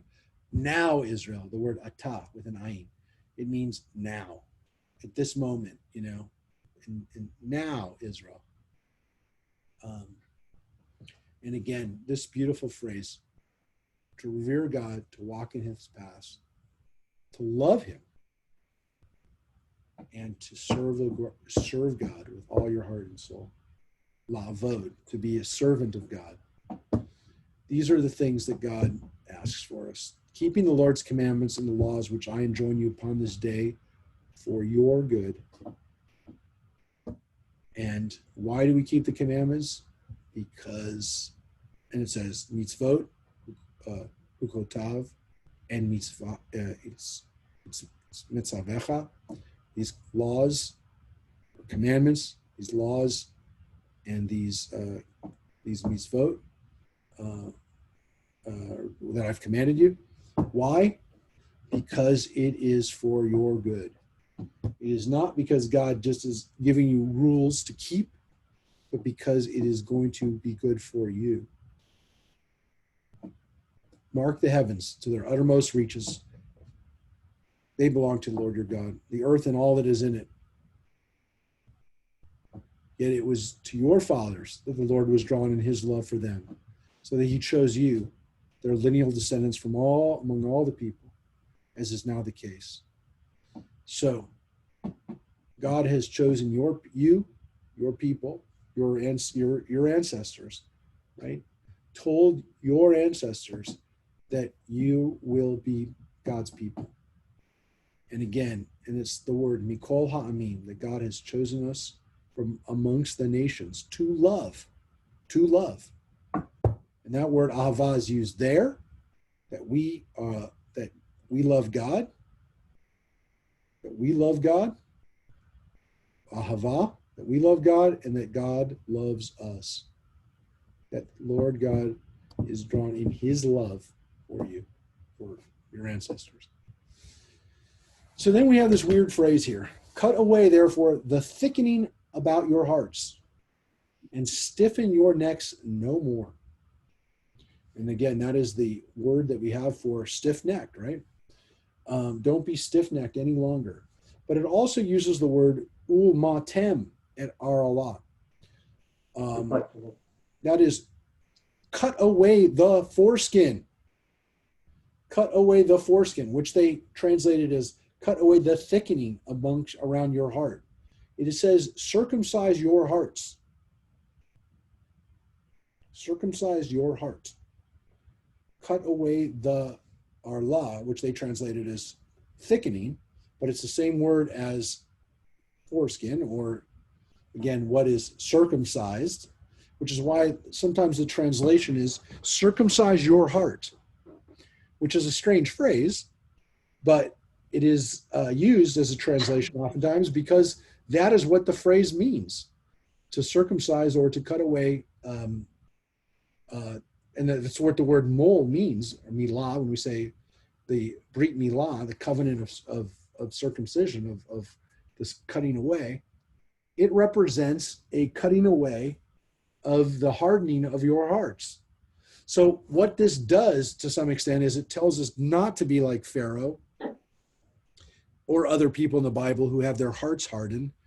We cut away that hardening of our hearts, and we allow ourselves to be open to love God and to, of course, love God's world and God's creations, including humanity. So cutting away the hardness of our hearts, not being hardened. This is something that we are told to do.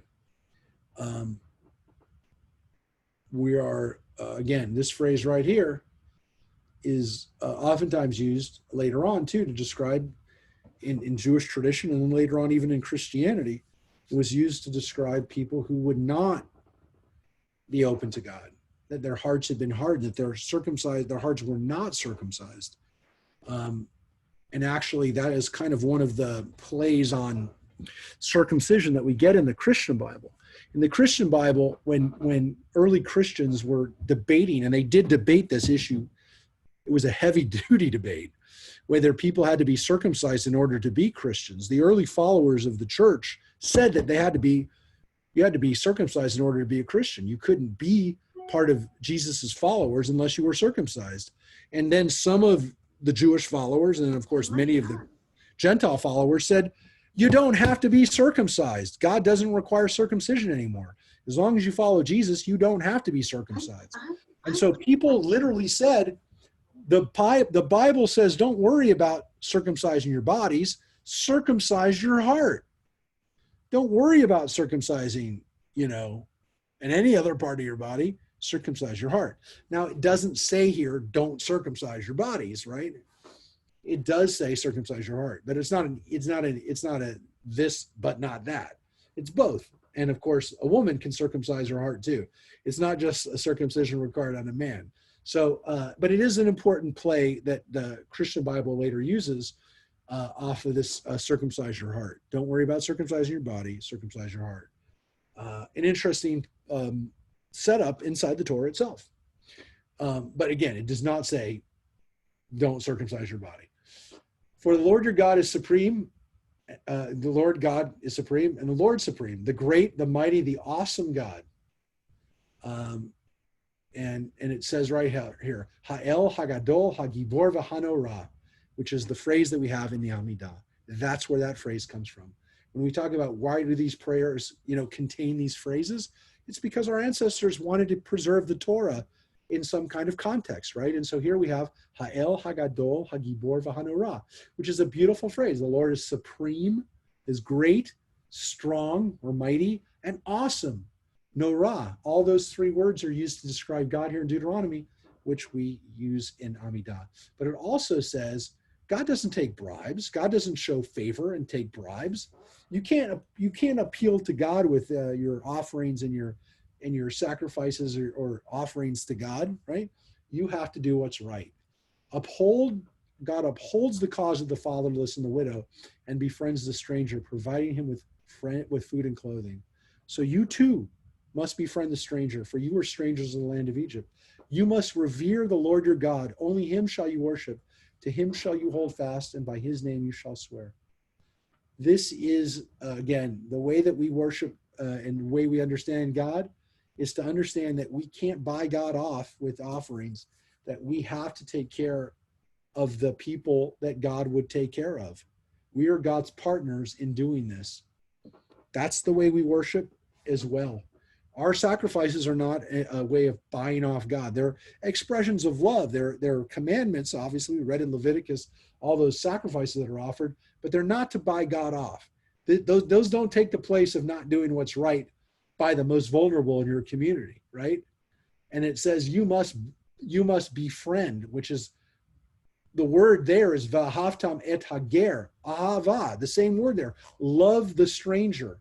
Love the stranger, because you were gerim, you were strangers in the land of Egypt. So not only does God want you to do it, but you know better. You know what it's like to be a foreigner, to be a person who has no friends, who is a stranger without anybody. So he is your glory and he is your God, who wrought for you those marvelous and awesome deeds that you saw with your own eyes. Well, if you didn't, your parents did. Your ancestors went down to Egypt, 70 persons in all. And now the Lord your God has made you as numerous as the stars of the heavens. Love, therefore, the Lord your God and always keep his charge, his laws, his rules, and his commandments.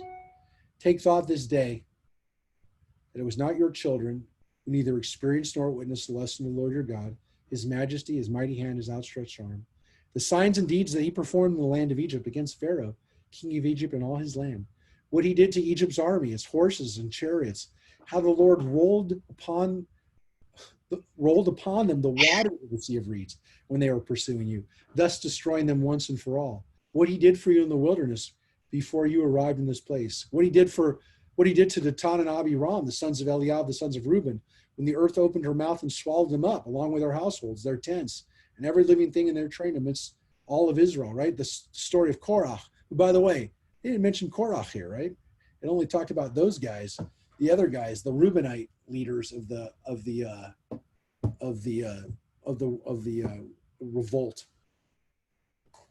But that you saw all with your own eyes, all the marvelous deeds that the Lord performed. Keep therefore all the instruction that I join you upon this day, so that you have the strength to enter and take possession of the land that you are about to cross into and possess, and that you may long endure upon the soil that the Lord swore to your fathers, to assign them and to their heirs, a land flowing with milk and honey. And there again it is, Eretz Zavat Halavu Devash, a land flowing with milk and honey. For the land that you are about to enter and possess is not like the land of Egypt from which you have come. There the grain you sowed had to be watered by your own labors like a vegetable garden. But the land you're about to cross into and possess, a land of hills and valleys, soaks up its waters from the rains of heaven. It is a land which the Lord your God looks after, on which the Lord your God always keeps his eye from year's beginning to year's end. If then you obey the commandments that I enjoin upon you this day, loving the Lord your God and serving him with all your heart and soul, I will grant the rain for your land in season, the early rain and the late. You shall gather in your new grain and wine and oil. I will also provide grass in the fields for your cattle, that you shall eat your fill. Take care not to be lured away, and again, to other gods and bow down to them. So again, if you do what's right, God will bring you into the land, this land flowing with milk and honey. It's not a land like Egypt, where you actually had to do something in order to get the food, right? You had to bring out the water and water the garden, right, Harvey? This is not like Harvey's backyard. This land brings forth food. Just when you plant stuff in it, it comes up.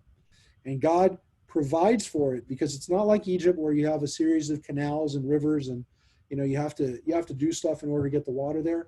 God just, if you do what you're supposed to do, God brings the rain, and it's totally dependent on the rain. It is a land that really, really depends on God's good graces, which is why praying for rain and being mindful of what happens is so important, because you're completely dependent on the water. It is a society that is completely dependent on rain from the heavens. It's not going to come from a river. It's not coming from a lake. It's coming from God. Take care not to be lured away to serve other gods and bow to them. For the Lord's anger will flare up against you, and he will shut up the skies so that there will be no rain on the ground, and the ground will not yield its produce, and you will soon perish from the good land that the Lord is assigning you. Therefore, impress these words upon your very heart. Bind them as a sign in your hand, and let them serve as a symbol for your forehead, and teach them to your children, reciting them when you stay at home and when you are away, when you lie down and when you rise up, and inscribe them on the doorposts of your house and on your gates. And again, these 3 verses are almost exactly right what we have in Ve'ahavta, right? It's not exactly the same. Here it is connected to the land and to food again. And which words again? Impress these my words upon your very heart. Bind them as a sign on your hand. And again, this is the tefillin on our heads and on our arms, that people would actually physically, again, take the mitzvot and wrap them. But again, it seems to be here meant to be spiritual. This commandment is meant to, again, whether we take it on physically and putting on tefillin, the bottom line was this: you're supposed to remember them, and you're supposed to do them. When they're in your hand, when they're there on your hand, or when they're in your head, they are with you all the time, and they never leave your sight, and they never leave your abilities. And again, teach them to your children. Talk about them wherever you are. Put them on your homes. Remind yourself of this all the time, which again is the commandment to have a mezuzah, is interpreted from that. But is it literally or physically, or is it, again, this understanding that, everywhere you go, you're thinking about the commandments. And it says, to the end that you and your children may endure in the land that the Lord your God swore to your fathers to assign to them, as long as there is a heaven over the earth. If then you faithfully keep all this instruction that I command you, loving the Lord your God, and walking in all his ways, and holding fast to him. Again, the word love there again. The Lord will dislodge before you all these nations, and you will dispossess nations greater and more numerous than you. Every spot on which your foot treads shall be yours. Your territory shall extend from the wilderness to Lebanon, from the river, the Euphrates, to the western sea, to the Mediterranean. So again, Nahar Parat is the river Euphrates, all the way to the western sea. No man shall stand up to you. The Lord your God will put the dread and the fear of you over the land which you set foot, as he promised you. And folks, while those borders of Israel are not the current borders of Israel, right? Because according to this, Euphrates would be all the way up in Syria and all the way down to the western sea, to the Mediterranean. Understand, and it says, Lebanon, we read about this before, that Lebanon would be part of the territory of Israel. Look, the reality is that in all those areas today, there is no doubt that God has put the fear and the dread of Israel into those people. Doesn't mean that they don't try to attack Israel. It doesn't mean that Israel isn't always on watch, which of course there was an incursion just a few days ago into northern Israel. But folks, think about this for a second. The people are given this understanding that the nations around them will be afraid of them. And almost every time, again, that Israel is attacked, there is a retaliation that is strong enough that the people think twice about it. And if they didn't think twice about it, Israel would be attacked every day, every single day. So the fear of Israel is definitely exists in these places. They have not attacked, Israel has not been attacked with an army. An army has not stepped foot on Israeli soil or attacked Israel since 1973. And that again is almost 50 years. That's how long it's been since any of Israel's neighbors have decided to foolishly attack Israel. The last time was, of course, Egypt in 73, and then Syria as well, obviously. But no country has attacked Israel with an army. Of course, Saddam Hussein launched Scud missiles against Israel. Hezbollah and Hamas attack Israel with rockets. Doesn't mean that Israel doesn't have enemies and doesn't have attacks on it, but Israel does not.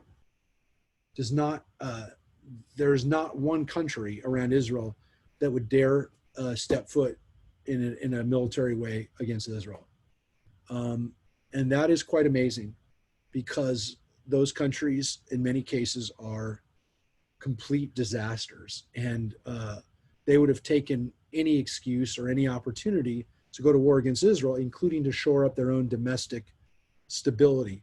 And that's what Nasser did a few times against Israel in the 50s and 60s.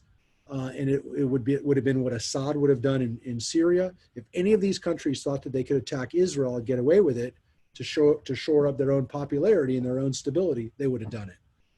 So Israel doesn't just have to deal with the hatred of the countries around them, but the tyrannies and the despots that control those countries oftentimes will provoke and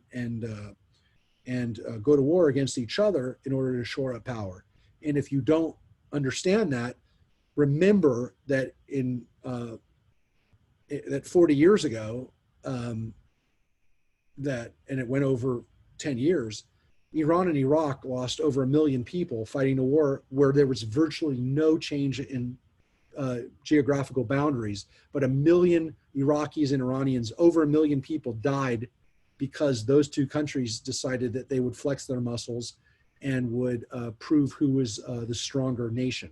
Saddam Hussein and Ayatollah and Khomeini, and then later on the later Khamenei and the other Iranian despots fought a war, a complete stalemate, and 1 million people died because, and Muslims killing other Muslims because they wanted to flex their muscle and wanted to show who was the power of the Middle East. So understand that Israel has to maintain this military edge and is completely in a situation right now where every other nation around it is afraid of it, and is one of the reasons why Saudi Arabia and the other Gulf states have turned to Israel as a protector and as a military asset, because if they know if they ever have to go to war against Iran, they want Israel to be an ally. So that this is a reality, folks. These promises, the fulfillment and the revival of the Jewish people has truly been, unfortunately, part of it has been because those neighbors need to have they need to be fear. They need to, unfortunately, be in fear of us. And it says that they are more numerous. They are larger. They are all larger. Virtually every country, with the exception of Lebanon, every one of these countries is geographically much larger than Israel. Every one of these countries is demographically larger than Israel. It doesn't matter. It doesn't matter. A country with 150 million people like Iran would never dare go to war against Israel. And that is an amazing thing to think about. Again, it is part of the reality that we live in today. We hope that it stays that way. We hope that actually there's no need for anybody to go to war against each other, and that nobody has to have fear of anybody else. But as long as we have those countries, unfortunately, that again respond more to military strength than anything else, folks, thank God we are living in a time when the fear of Israel is real. And by the way, just so you know, Israel offered humanitarian help to the Lebanese people yesterday. And Lebanon technically is still in a state of war against Israel, but yet Israel offered humanitarian aid to Lebanon to help with this disaster. So didn't mean that they accepted it. It didn't mean that again that aid will be forthcoming because again the dysfunction of those countries, but it was offered. It was offered through third party channels, and you can read about it. This isn't a secret. It wasn't some pro-Israel website that's touting whatever. It's mainstream media reported on this. Everybody reported on this. So understand that Israel is not just militarily strong, but morally strong too, in that it's committed to, if they can, to help even countries that they're technically at war with. There is still Israel and Lebanon are still technically at war.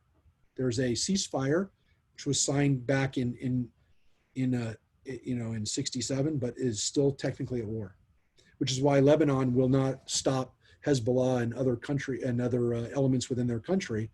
It's not Lebanese army that goes into Israel, obviously, or attacks Israel. It's Hezbollah, but Lebanon has made no effort to stop it. So again, that is the reality of the world that we live in today. So tonight, the theme was, there are a lot of things we talked about, but one of them was food.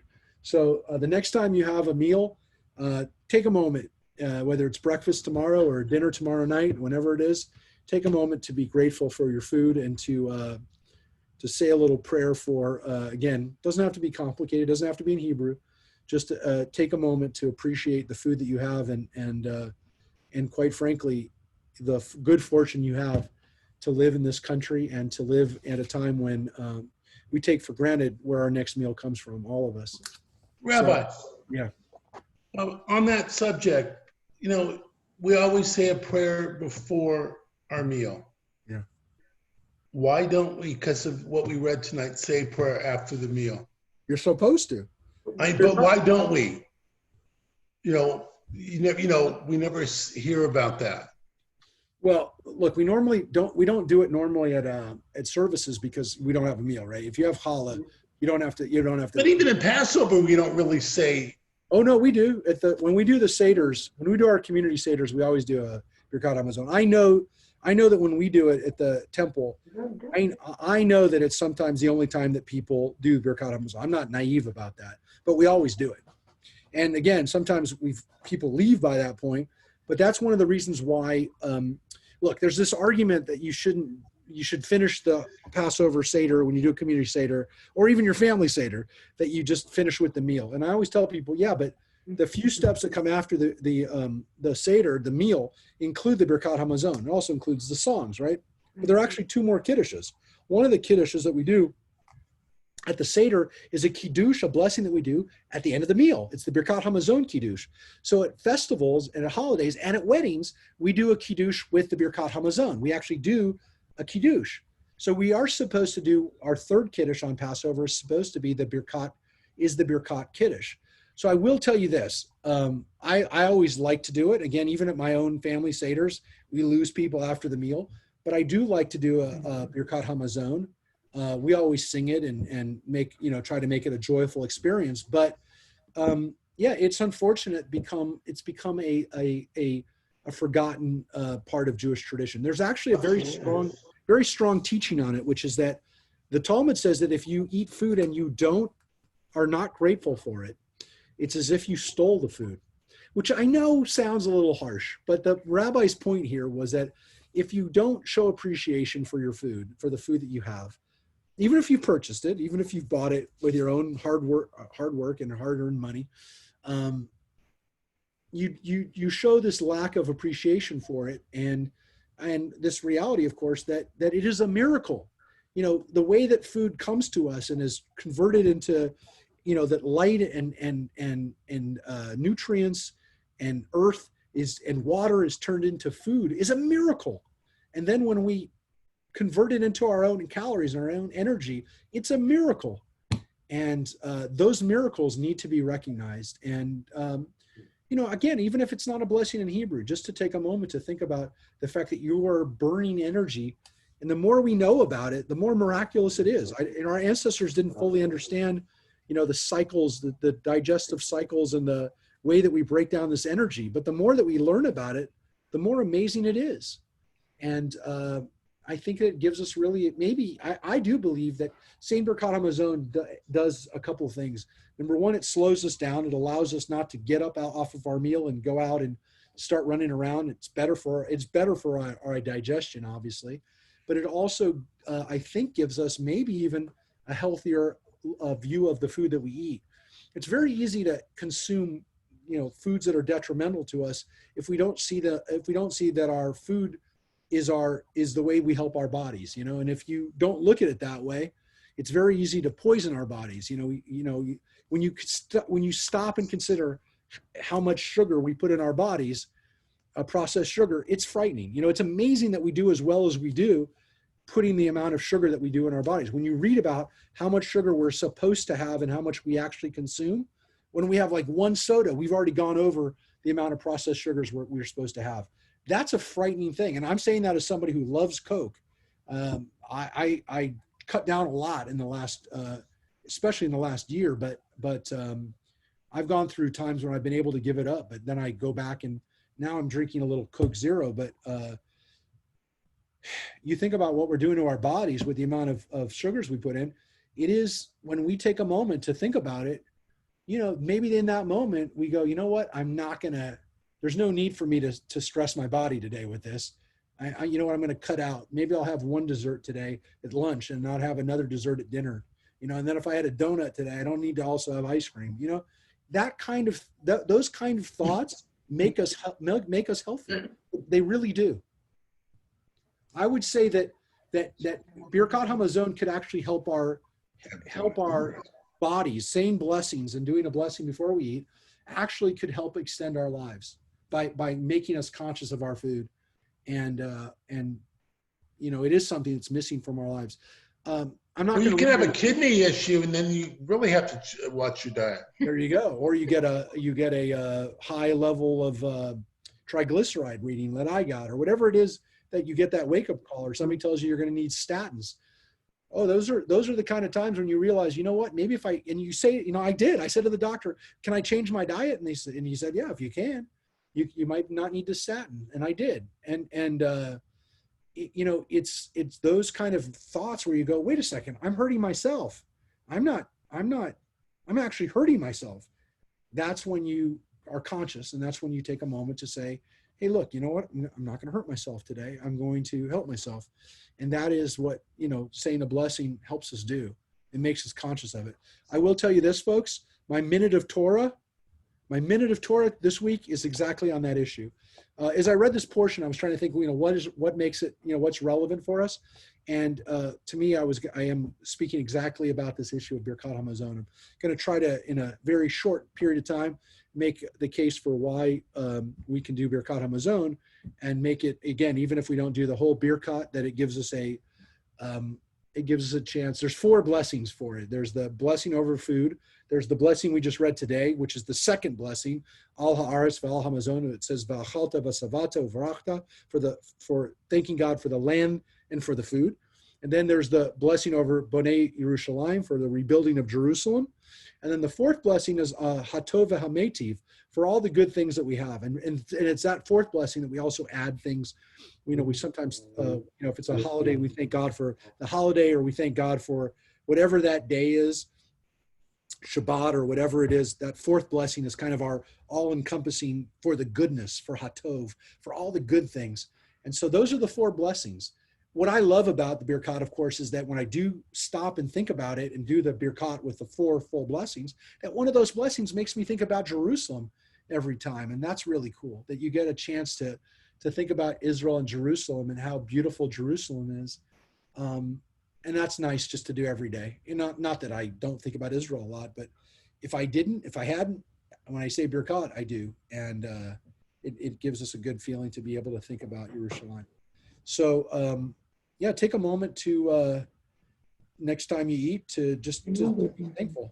And by the way, one of the things I think is relevant to this right now is that a lot more people, not necessarily are eating better right now during quarantine. Obviously, there's a lot of people who will tell you they're not eating well, but a lot more people are cooking more than they have in the past. And I know that because every time I go out to try to find a box of Bisquick, I can never find a box of Bisquick anymore because everyone's baking, especially right now, about getting Bisquick. So there's certain things, and I'm sure everybody has those things now that they can't find at the grocery store. You're like, is everybody, and remember those first month after lockdown, when you go to the grocery store and there was nothing there, right? And you could really get a gauge of what foods nobody would ever eat, right? The one shelf of whatever deli meats with pimentos in it, you knew what people won't eat no matter what.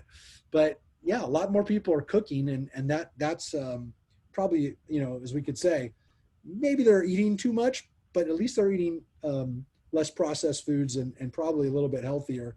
They say that when you cook your food, you tend to eat a little bit better. So that's the relevant part of what we're dealing with now, is that maybe we're eating a little bit, even if we're eating more, we're eating a little bit more of our own prepared foods.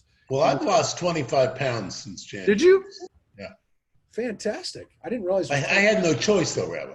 Yeah. Well, yeah, it wasn't just Corona related, but yeah, this is that's a healthy